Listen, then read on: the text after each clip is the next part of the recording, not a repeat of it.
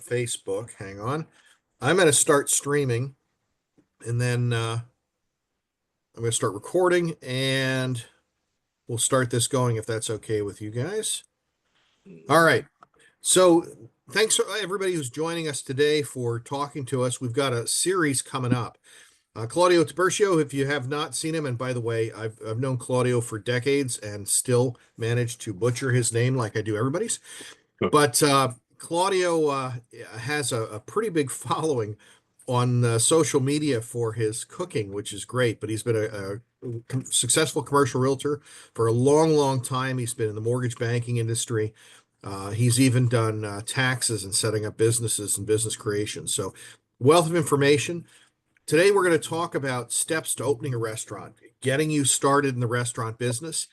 His second workshop that'll be coming up in about 2 weeks is going to be on valuing a business. So if you're interested in that, please make sure to join us for talking about how a restaurant has value. Because of course, there's the business, there's sometimes a real estate component, and sometimes there's that inventory that we have to deal with as well, or the goodwill. And then the last one we're going to be doing is on how to finance a restaurant, how to get one set up if somebody's interested in that sort of business. So, getting started, sorry. I introduce Claudio, if you want to say hello. I'm going to Oh, ask you a lot of doing questions. this is Claudio Tiburcio. Hello. So, first thing, I'm going to start with just an overview of the process and some of the key considerations and initial questions to ask. And like I said with Claudio, if you're not following him on social media, you might want to watch some of his incredible cooking show. There are a lot of people following him right now. But we're going to go through the steps to actually building a restaurant, getting it started, getting it going. And we're going to start with the step one, which is the concept, trying to figure out what your concept for your restaurant's going to be, identifying your target market and what you're going to sell, your unique selling points, your what is going to set you apart from everybody else, and outline the menu and the theme for the restaurant. So let me kick this back to Claudio because I do tend to take over and talk way too much. Um, what is it that really helps you to get a restaurant up and going? How do you define that restaurant's concept? First of all, we have to basically look at all the, uh, I would say, area to see what kind of traffic are we going to get based on what kind of popularity as far as clientele we are getting on that area. Also, menu is one of the key things on what kind of clients are we going to be implementing into the business. That's what's coming into our business as far as if we're going to do like a fast food, or we could do anything as far as, very high-end restaurants. It depends on. Okay. Yeah. Now I noticed in your videos you do some different kinds of cooking. So types of restaurants attract people even from, using certain organic ingredients or in your case, cooking techniques. Yes. Well, my I would say my type of clientele that basically kind of attracts more of the way I cook and my cooking is I would say Spanish people. It could be Jamaican. It's also kind of pretty much close to the same I would say seasoning that we use. Haitians. I know a lot of other countries like our cooking because of the seasoning that we use as well. But pretty much that's where more of the Spanish culture that we basically kind of throwing out there right now. Right. But of course, you actually help represent people of any type of restaurant, whether it's Italian pizza or whether it's something from the Dominican Republic or anything else that comes up. So I'll do. no I problem. pretty much do everything. So identifying your target market, um, how do you attract? Who are you attracting to your business? Okay. Um, Basically, depends on if it's a fast food Spanish. I would say we could do that as far as we could attract that traffic more like a bus type, like small buses type of restaurant type, that travels around. With Spanish food, which we do very much like in my country, we usually do that a lot. Buses, Spanish community, we could make some high-end restaurants on our end also. Depends on, I would say basically more on location. We have to kind of know what kind of locations we're gonna implement this, put this in, and at the same time, what we're gonna put in the menu. That basically one of the things that are key things that are basically gonna attract clients into the restaurant itself. Got it. And I'll mention that one of the things that Claudio and the team does is conduct market research. So they're looking for when you figure out what you're looking to cook, because honestly, many people will open a restaurant based on what they're interested in. So part of what they're interested in might be a particular type of cuisine. And now you might just be someone who we had a client a few years ago who had 7 or 8 restaurants. And they all had different themes, but usually someone getting into the business has a particular theme they're trying to follow. And we've got to figure out who that likely candidate is who's going to be a customer of that, the age, the income level, what their dining preferences are, what their high lifestyle is. And we can conduct, Claudio's whole team can conduct market research to make sure that we're getting that right individual, whether we're looking for just a comfortable dining experience, whether we were trying to target young professionals that are looking for trendy spots, or food enthusiasts who are interested in unique or gourmet dishes. You have to know your audience. That helps tailor your restaurant expectations to meet the needs of that customer base and build that loyal client base. And menus. Once that concept and target market set, then we outline the menu, right, Claudio? Yes, we do.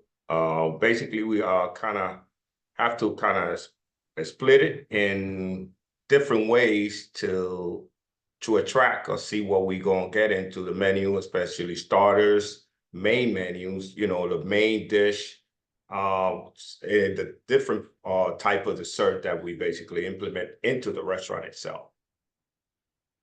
And that theme you're building in goes hand in hand with the menu and your overall identity of the restaurant. And even as you're designing this, you've got great people that have helped with interior design. Everything has to become part of that. The music that's being played, the way your staff is dressed. So if you're opening a rustic Italian trattoria, the menu might feature homemade pizza and wood-fired homemade pasta, wood-fired pizza, and maybe the decor would be Italian art. But you have to create that immersive experience that reinforces your restaurant's concept. And ultimately, a well-defined concept, a targeted approach, and a well-crafted menu and theme are going to help set your restaurant on a path to long-term success. So getting that unique proposition, that unique menu together is probably the first step. The second step is creating a business plan.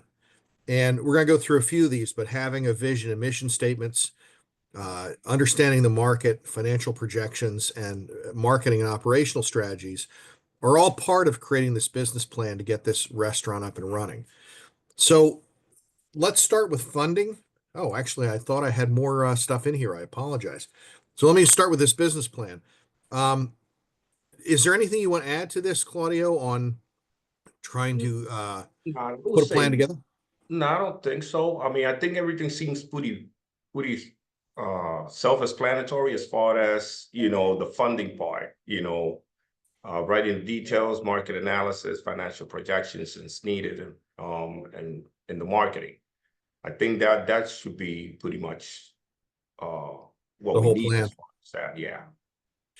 So on Then the the fund, secure funding now, like it's our personal fundings and business loans, and then, all that basically comes to play because we don't know, what the clients are basically going to be using, if they're going to use their personal savings or they're going to basically go and ask for a loan or business loans, or, you know, that's the one key that we have to kind of know once we sit down with the client to see what kind of funding that they're going to be using. true.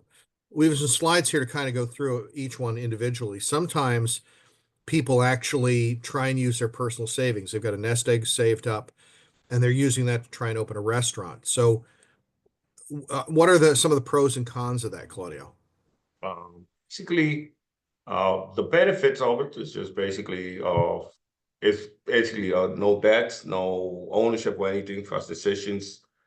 The risk on that is going, I would say, running out of money. Uh, no capitals. Or that's one thing that I kind of like them to understand that, once you run out of money, what are you gonna do? Instead of, more, to me, it's more beneficial that you basically go and ask for some type of funding as far as a loan instead of using your own money. Because you don't want, once you run out of money, then you're gonna have to run into debts and other things that basically not gonna make you keep moving as far as in your restaurants. And we It, both good. is it a little tricky to get funding for this particular type of business though? It is tricky because restaurants are high. How's that word, Lauren? Help me on this one. It's a high risk because Exactly. as much as I hate to say it, Yeah, it only is. 6% of restaurants last more than 3 years when you open them. So a lot of restaurants fail. Now that doesn't mean we want to tell you don't open a restaurant, because obviously some of them do very, very well.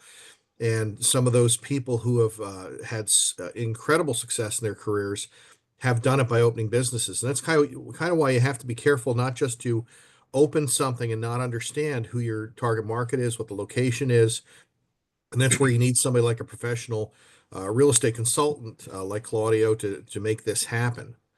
Claudio, we've also seen when we talk about personal savings, people get into trouble because they think they're going to start making money in month two, and then they start putting debt on credit card at 28% interest or whatever it is. Yeah, that's one thing that a lot of people are doing also. They're using their credit cards with a high interest rate, and putting a lot of debt into themselves and I would say run into the wall at the end of the tunnel, just because of that. And so we try and basically to help them or guide them. Let me put it that way. Let me guide them through the whole process just to make sure they don't go that route, or so they will end up within a year or two in a place that they don't want to be. True. And Bill, you'd asked about financing. We're going to be talking about that in 2 weeks, and we'll have somebody on that does both SBA loans and regular financing for restaurants. And part of the challenge with getting financing for restaurants is that you need a significant amount of money down, usually minimum of 25 to 30%, sometimes a little bit more Yeah, than that. at least that I've people that I've talked to. True. But there are, if you've got a really good game plan, if it's an existing restaurant you're buying, or if you've got a really good game plan and you can show financial structure for it and you've got income that'll cover it for the periods of losses, Right. you might be able to get what's called SBA loan. And SBA loans will allow you to finance a restaurant with, believe it or not, only 10% down. But there's a lot of caveats to that. So those are one of the ways we can get business loans. Um, Claudio, for benefits and drawbacks, what comments do you have on getting financing? Benefits is like the largest funding, depends how much money you're going to need. With that in turn, how much capital that you're going to be using towards the restaurant itself, basically to put everything together. Let me put it that way. Now, let's say you run in a franchise. Franchise, basically, they will always ask you for 20 to 25% in order to start one. On top of that, now you got to go with all the equipment that goes in there, according to the franchise. So those are one of the things that we need to know, as far as how much it's going to cost and how much that we're going to need. Now, the drawback on that, interest rate and fees. Interest rates on loans are kind of high. They're not regular interest rate. They like in the higher 20s. They're not lower than that. Based on, they got to check your credit and everything else. And also they'll usually check also on if you have been in this type of business before in order for them to give you a loan on that end. True. If you've got, you have to have a solid business plan, but you also should have experience. If you don't have experience, you're not probably going to get financing at all. You've got to have that background in the business in order to make it happen. And that is sometimes very tricky. And again, in a couple of weeks, we will have a workshop where we're just going to be talking about financing restaurants and how to make that happen, because there are a lot of ways of actually making that work. Now, other than putting in your personal savings, borrowing money against your house, and taking out a business loan, because borrowing against your house, of course, puts your house at risk, but it's a lower interest rate than doing a business loan. Another option might be investors. So, if you want to talk to that, Claudio. Yes, investors their investors are basically could help you out, get some capital. You got to be partnered with them for X amount of years, or depends. You get basically depends on what kind of contract you do with them, and so they could help you build what you need to do as far as your business. It could come up with, I mean, they also ask you basically, they charge you basically a fee on their end that you have to basically pay them in order to help you build your own business. You know, it's funny, we talk a lot about the difference between debt and equity investment capital. So debt is where you borrow money from the bank. And the good and the bad with debt is that you're borrowing it so you owe it back. And you have to make payments on a regular schedule. And if you don't, they're going to take it from you. The other way is equity. And equity, the one of the benefits is if you've got investors putting equity in your business, you don't necessarily have to pay them on day one, because you're paying them as you make a profit, but they're more expensive than paying the bank. And ultimately, you've got a partnership arrangement of some sort. You may be able to buy them at some point, you might not, but you do have to run decisions by them as well. So it's always a decision whether or not you want to go the route of taking in equity partners, which we consider investors. Now, another type of investor, very similar, is what we call business partners. So I'll turn it back over to you, Claudio. Yeah, business partners are usually go 50-50 on everything on the business. Now, the thing with that is decision making. Now you got to run by your partner in order to do any type of changes as far as your business. Sometimes they agree, sometimes we disagree on things. And that's one thing that we have to take on consideration too, if we want to partner into the business or not. But if we don't have enough, I would say, equity or enough cash to basically build or do something as far as, a restaurant, then we basically going to need a partner to help us out in order to keep up with this business. But it's all the decisions have to be made in 2 or 3, either way, in order to basically kind of keep on going with this project that we have going on here. And I'll throw in also, if you don't have that experience that Claudio was talking about on that last section, you might need a business partner that has some of that experience, because that may get you to the point where you can get funding different ways. Now, talking about funding, there's costs. There's a lot of cost in running an operation for a restaurant.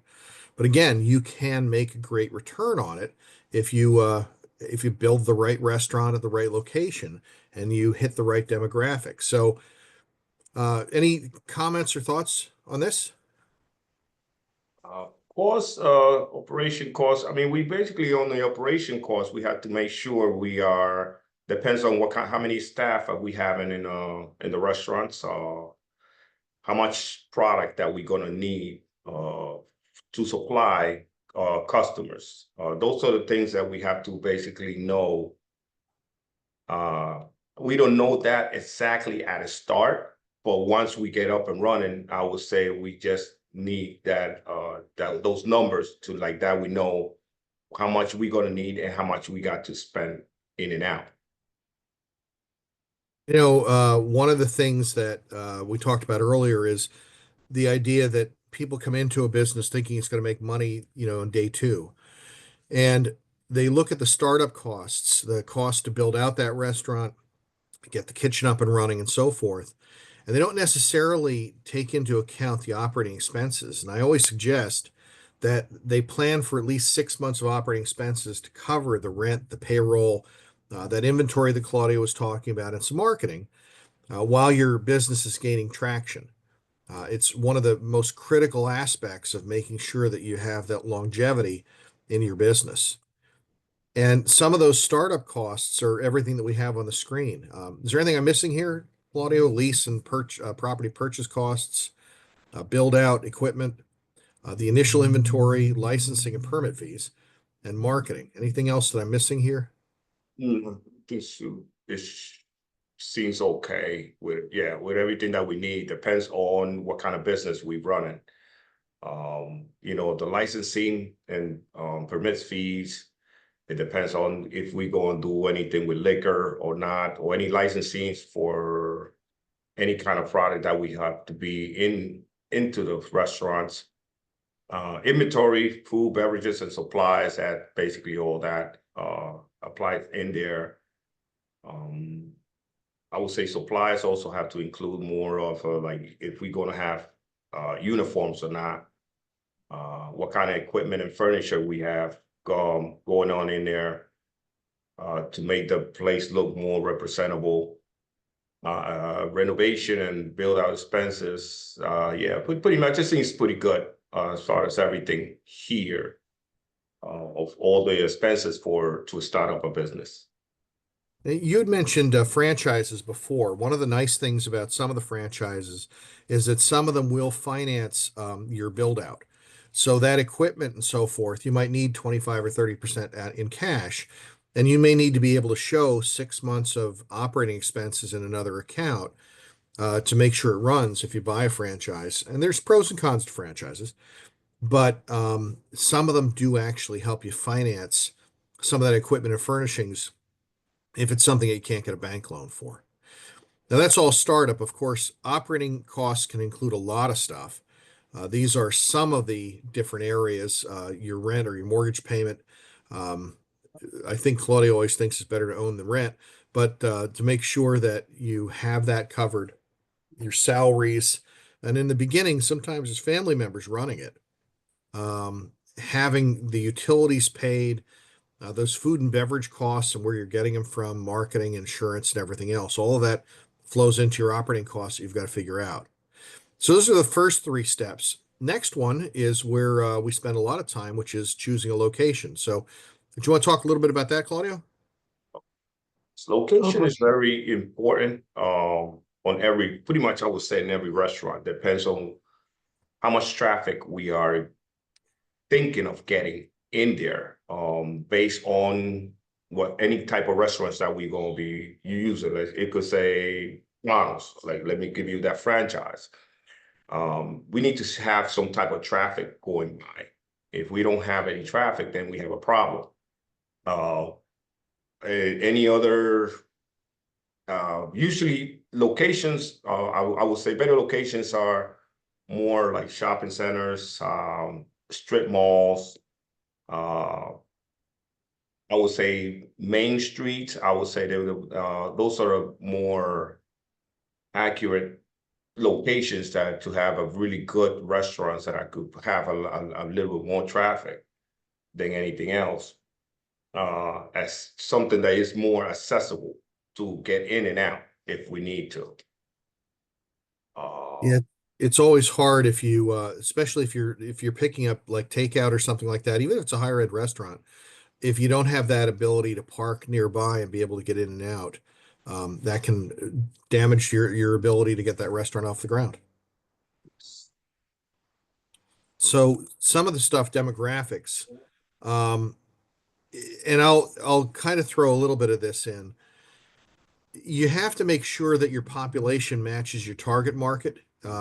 If you are trying to hit a specific demographic, let's say you're doing Dominican food and you think that 70% of your customers are going to be Caribbean, one way or another, then you have to have a sizable population. Or if you have and by the way, you might have a 20% coming from that community, you might have 80% coming from other communities.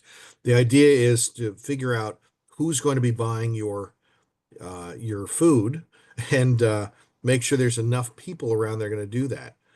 So what other things that do you see in demographics, Claudio?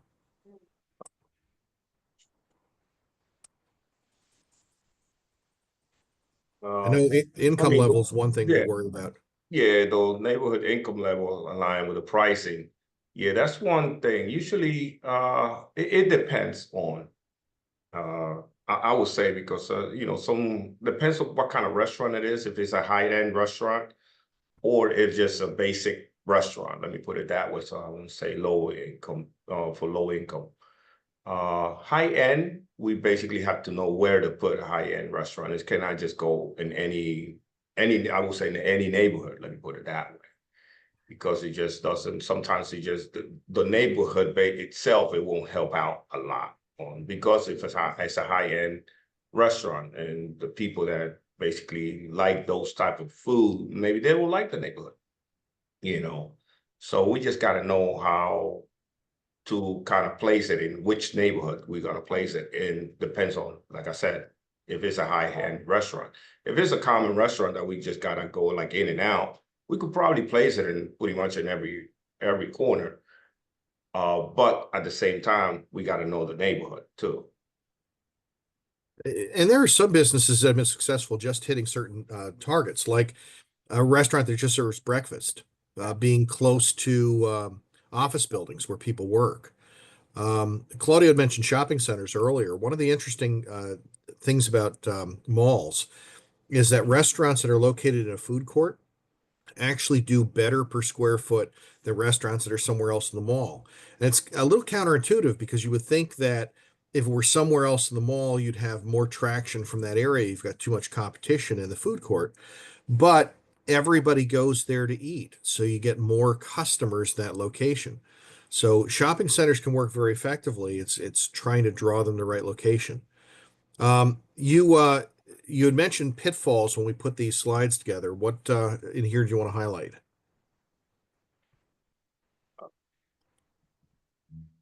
Uh, let's see, pitfalls. Okay. Well, the pitfalls is more of depends on the area if it looks too busy or not, too crowded. Uh, that's pretty much what I could say about that. Lower Okay. income populations they might struggle a little bit based on the pricing. Uh, I would say, it just more of depends what kind of how low can we go as far as low income. That's one thing that we kind of got to look into. Everybody's got to eat, but you have to have the Yeah. right product for the people that Yeah. are there. When we look at areas, normally we look at where most customers are going to come from. But if we have a specialty product, if you have whatever type of restaurant you're trying to open, and you don't have a lot of competition in that market, you may have people that come from secondary or tertiary markets that come to your area because they really want that Chinese food or that Middle Eastern cuisine or that steakhouse or whatever it is, something special. There's an Italian restaurant in Bangor, I believe, that is drawing people from like an hour away. So it all depends on what exactly you're serving, and that market can be sometimes broader than you might think. Accessibility and parking, I think we covered pretty well already, but we want to double check whether or not people are going to be coming by car, by foot, or by bus or public transportation or train. And is there ample parking for customers? If the target market includes your office workers, are you close enough for people to come out for a quick lunch break? Is it easy for delivery drivers to access it? And sometimes some of the things we worry about are too much heavy traffic that people don't want to come down the road to park, or parking is frustrating. They can't get in and out and they bypass it, or that locations are hidden or difficult to access. Although I have seen on the south side of Bethlehem, there is that restaurant that is that has no sign on it called the Bookstore. It's a speakeasy that you go downstairs into. And that kind of thing sometimes attracts attention too, getting something interesting to get to. But poor signage can make it harder for people to find your restaurant and make it a little less accessible. And I want to let's get back to visibility. You had talked about this as well. So, any thoughts on getting signage up, visibility, and so forth? Well, visibility is very important. Sign also is very important too, because they need to, you know, the traffic needs to see what's out there. Uh, we could be either close to a highway, you know, in order to attract clients. Basically, we need to have a decent sign so they could see it from the highway or from any type of street coming up and down. Those are is very important to have, you know. But then again, depends on what kind of restaurants we are basically hosting out there. Um, people, you know, choosing the locations of, you know, the common mistakes of the visibility, you know, that poor visibility basically could hurt restaurants pretty much. Okay. Um, some of the types of places where you might be located. This happens to be a Big Woody's, but this is called what's called a neighborhood center. So small strip malls where you might be able to put a restaurant can work, but generally you don't draw for more than the neighborhood right around it. You're going to pay more to be in a shopping center like where Costco is. But if you're paying to be there, hopefully that traffic coming to Target or Costco or something else is going to lead to more foot traffic back to your business as well. If you've got a great theme, people are going to come to you where, regardless of where you are. Sometimes you set up a freestanding location. Sometimes you think that your best target market is like a downtown location because that's where you're going to draw most of your customers from. All of those are part of trying to make sure you have the right location. I think the probably the last thing under lease under location is going to be the lease terms and costs. So, what are some of the things that we have to be aware of when we're looking at, renting a property? Okay. One of the things are the lease term. That's one. We have to kind of make a longer lease than, you know, than I would say probably what, 3 to 5 years lease. Well, That's what we yeah, have to because look like into. you've got to do all the work inside Yeah, to turn it into a restaurant. Sorry, go ahead. exactly. So, and then things are, you know, like the first couple of years, a lot of things really doesn't happen. You will not see all that because it'll take time to build up uh the basically that clientele going to the restaurant. Now, taxes and fees, we just got to know if we can keep up with that, all the pricing and all the costs that comes with it. Uh, we could negotiate, you know, numbers with basically the owners of the location just to like I would say probably like, can you give us a 2 year uh lease program that we can kind of, since we start in the business, you know, and then after that we'll implement whatever's necessary after that, you know, what you charging. But at least for 2 years, can we get a set amount that like that we know we can keep up with the costs and everything else, and taxes and all the fees that comes with it. That's what pretty much what it comes up to. Sometimes you have to be really careful with some of the clauses that go into these leases. And I know your team goes through them very carefully to make sure there's nothing that is going to cause a problem. Some lease terms even include what we call percentage rent, which is a percentage of sales on top of the lease. So you've got to be careful what you're spending and really understand what that cost is. Sometimes it's not just that base rent. Sometimes it's additional hidden costs that could end up, in some cases, bankrupting businesses. So, and all that falls into, your purview as a commercial realtor to try and help analyze these leases. Once they have the right location, there's a lot of stuff they've got to go through. Do you want to do a quick run through of some of the permits and licenses that we sometimes have to deal with? Yes. Licensing, that's a process. It takes a little bit of time. in order to get. I mean, once we have to, we got to apply for a couple of licensing, especially depends on what kind of business we are doing. The food service and licensing, that takes a little bit longer because you got to have the health department in there to make sure everything that is in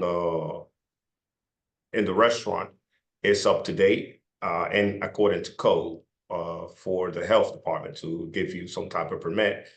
Alcohol licensing is also if it's applicable to the restaurant, if they're going to sell alcohol or not. Those are the things that basically takes a little bit of time and money too. You know, liquor licenses can be very expensive in Pennsylvania, and they're county by county, so they're different in different areas. Even some of the stuff that's not on the screen, building and fire safety permits, sometimes you're required. When you're doing renovations, you've got to comply with fire codes. And one of the ones I've been hit on before is music license. If you plan on playing music, even in the background, you know, you have noise restrictions in different areas. And of course, some businesses want to do outside entertaining where they have like a courtyard or something to have music at night or music on a weekend to attract customers. And that can be a problem depending on, you know, what the rules are for that particular area and location. So as we're getting through all the permits and licensing, the space also has to be built out. So go ahead, I'll turn it back over to you. Okay, the layout of, I would say, design, kitchen, dining area, that's very, I would say, that's very important. Depends on it. If it's a franchise, they want everything pretty much look about the same as any other restaurants around. If it's a fine dining, yes, we need nice looking tables and chairs and everything else in between, and have the amount of space that we need in order to kind of place every table and all the designing that comes with it. Yeah, I mean, kitchen efficiency is a big deal, getting everything done, depending on how big a restaurant you're putting in. And that customer experience. Actually, Claudio and Bill and I were talking earlier before our webinar here about a book that came out 2 or 3 years ago, just on how to run a restaurant at a high level, and all the different aspects go into it that I never would have thought of. But workflow and efficiency are critical to making it a successful business. Optimizing a kitchen with the right flow for prep and cooking and plating, having a comfortable dining area that balances seating capacity with customer experience, making sure servers have a clear path to avoid bottlenecks. And then you also need storage utility spaces. You've got to have everything running smoothly. A poorly designed space can really slow down service, can increase cost, and really hurt your customer satisfaction. And of course, we use ChatGPT to draw this. But it doesn't matter if you're starting with an empty shell or remodeling an existing restaurant. You got to have the right contractors and interior designers to bring your vision to life. And when you contact Claudio, he's got a team that's going to help you to understand restaurant design and workflow, and make sure that it complies with all the safety and building codes and meet what he was talking about with the health department and fire regulations. And maybe the interior should also reflect that brand identity that you're trying to put together and still have functionality. Because a well-designed space sets the stage for your restaurant success. With the right team, smart planning, and a focus on efficiency, your restaurant's going to be ready to serve customers and hopefully operate smoothly. Now, once you have all of that, you've got the space, you've got the place designed out, you're building it. What's next? Go ahead. So basically, once we have all that plan all set up, now we have to hire a chef basically to do the menu plan. Let me put it that way. So they could take care of that part. We need servers. It depends on how many servers we're going to need in order to keep the restaurant up and running with no delays. Managing and staff. We need somebody to basically oversee things on how things are running in a daily basis. Developing a training plan. Yes, we need a training plan to all the staffs in order to maintain the same quality of service that we need to implement into this restaurant itself. Create an employee handbook, basically with rules and regulations that we need to implement in the whole workplace. True. You know, a great restaurant isn't just about food and location. It's about the people who bring it all together. And getting those people, hiring and training the right staff is critical to delivering that excellent service that keeps your operations running smoothly and keeps people coming back. That book I was talking about earlier talked about the difference between the front of the house and the back of the house. And I had never heard those terms before. But the front of the house are the hosts and the servers, the bartenders, the managers who are creating that welcoming experience for customers. But the back of the house is just as important, if not more important. They're probably the same. The chefs, the line cooks, the dishwashers, the prep staff, everybody keeps the kitchen running efficiently. And you need to have those people with the right skills, but they also have to fit into your culture, whatever your restaurant's culture is, and your service standards. And then you've got to train and get everything running smoothly. And that can be a lot of work. So we've got all that. We're going to start marketing this business. What would you recommend? Uh, Social media does a good job. Uh, Events, some events that basically could start on it. So we could kind of implement some event in order to like a grand opening type of event that then after that, partnership with local businesses. It will help, just to let all the local businesses what we have coming up, in that area, so they could kind of join us on that big day. Just to kind of like a welcome type of thing, I would say on that end. What do you think about offering a discount to local businesses for the first 2 weeks or something to get people stopping by and interested in it? I would say it could work. Depends on discount on what. Yeah, that's true. You have to make sure you're Yeah, still not losing exactly. money. Exactly. So some of the ideas, leveraging social media and online presence. I've seen restaurants succeed with TikTok videos. I don't know if they're allowed to use TikTok anymore in the US, but Instagram, Facebook, and TikTok to showcase those mouthwatering dishes that Claudio does on his social media. Maybe some behind the scenes content, I think, is a great idea. And you can engage with customers through comments, stories, and promotions. I do think you've got to have your business listed on Google My Business, on Yelp and TripAdvisor. And if people do put any sort of bad review, you've got to answer it right away. And then you talked about a grand opening. On the slide, it talks about a soft opening. Do you want to talk about that a little bit? Yeah, closing with soft opening is more of like friends and family, basically to join you on the grand opening of the restaurant. You want pretty much all your sphere of influence that basically to go and see your restaurant. So like that, you could kind of, so they could see what's coming and also refer you to basically all their friends and families out there. Kind of create a buzz. Yeah. And I guess with soft opening, it also helps you to determine what went right and what went wrong. Let me see what's on the next one. All right, so traditional and local advertising, flyers, newspaper, radio spots, direct mail, and word of mouth and reviews, trying to get some of the social media influencers to stop by. I guess you can even give free meals to some of the social media influencers and see if you can get them to leave positive reviews online and try and encourage that word of mouth. Yeah, we could do that.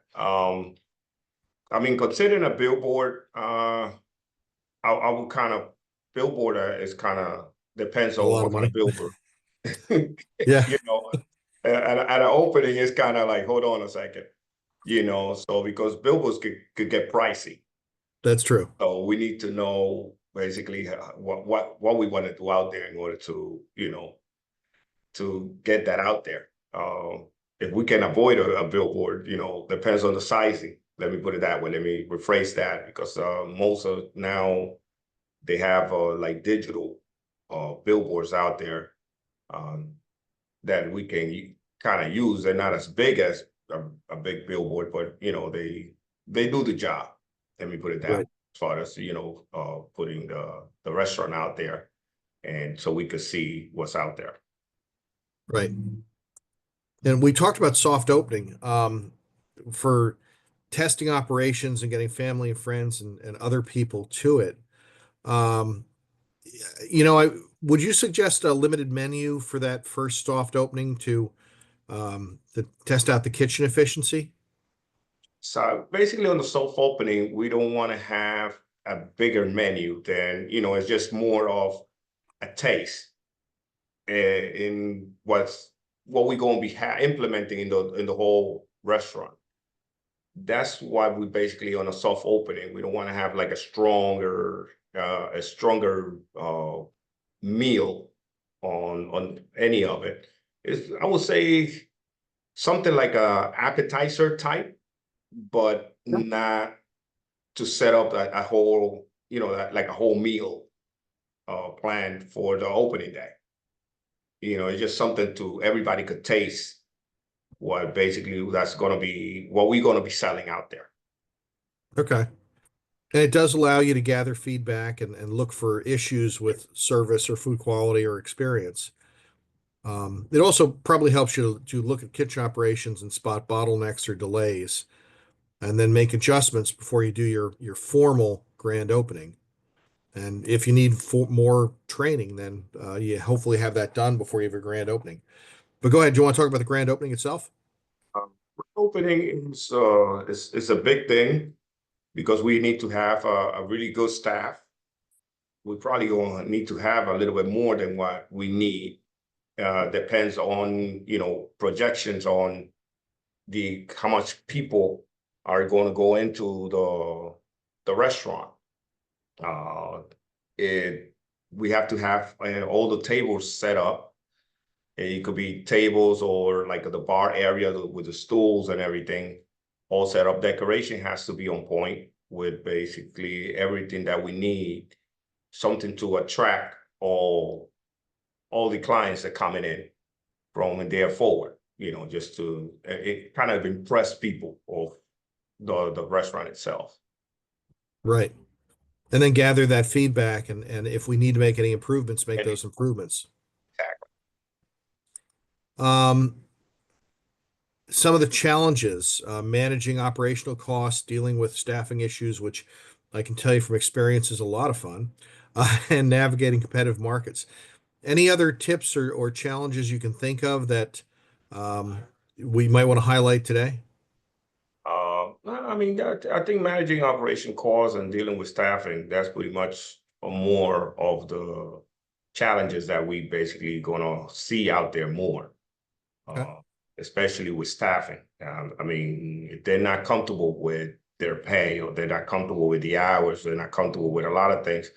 Those are the challenges that we have to kind of know how we gonna handle that, so we don't end up with no staffing. True. Then you end up doing everything yourself as the owner, and there are personality conflicts sometimes as well. Yeah, People have different views of the way things should be. exactly. So I'm going to open it for a minute. We're on Facebook and we're on Zoom. See if anybody has any quick questions we can address before closing this out for today. Anybody have a question you'd like to answer or ask?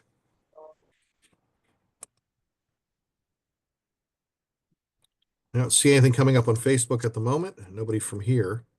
So for further inquiries, pronouncing that wrong too, if you are thinking about buying or selling a restaurant, I would recommend you call the expert. This is Claudio, who has been talking today. He has that industry expertise and knowledge. He's got a proven track record. He does work when selling a business with tailored marketing strategies, has a network of buyers and investors looking to buy and invest in this type of product. And he does give you personalized attention. So please make sure if you're looking at buying or selling a restaurant or starting a restaurant, he is the person that you reach out to and contact. And I believe your contact information is here. Anything else you want to add while we're on, Claudio? We are good for the day. All right, no problem. Well, I do want to thank everybody for joining us today. Any questions you have, please reach out to Claudio on his cell phone at 484-767-0043, or you can contact him by email. That is on the screen as well. ctiburcio1@gmail.com. And I look forward to seeing you again. We're going to be talking in 2 weeks about valuing your business, your restaurant business, what it's worth based on the income that you're producing, and talk about the components of the building versus the business itself. And then we'll do another one on just on financing. We're going to bring a guest on that's going to help talk about how to finance this type of product. So I want to thank all of you for joining us. Claudia, you want to close us out? Everybody, a wonderful day. Take care. Thanks very much. Thank All you. right. Thank you, Laura. Thanks.